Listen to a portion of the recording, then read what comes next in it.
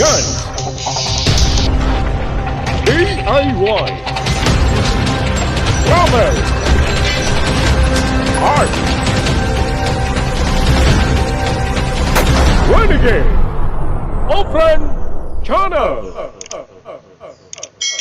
Hello guys, magandang araw po sa atin lahat. Ito na po, dumating na po yung aking in-order na parcel sa Lazada. Mag-unboxing po tayo ngayon guys. Ito na po, titingnan po natin kung legit po ba itong ating na-order. Open po natin ang ating parcel. Order po ako ng pang DIY. In-order ko po ito mga idol at para magamit ko po sa DIY. Ito mga idol.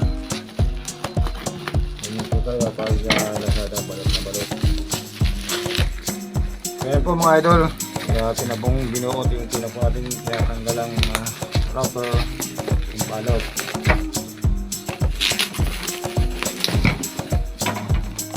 Kaya nag-order po ako nito para may magamit po ako sa mga gagawing DIY.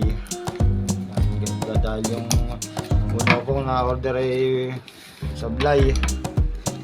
Kaya panibang order naman po. Ito po yung nakakahalaga ng 900. Oops, may kalawang mga idol, may kalawang. Ayun oh, may kalawang mga idol ah. Yung una ko na-order na ganito ay kalawang supply, pero okay na rin pala to kasi mabigat naman. So yan po isang gato o clamp. Yan.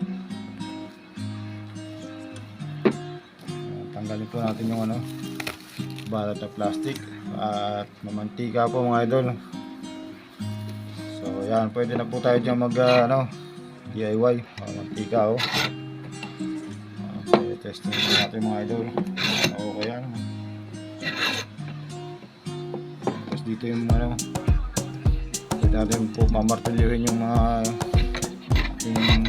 DIY, yung mga project. Ipitin natin dito. So maganda oh. Yung langis. Tapos ito naman yung adjusting nya. Adjusting sa lalim. Yun oh. Mga idol, okay nga ito. Mabigat.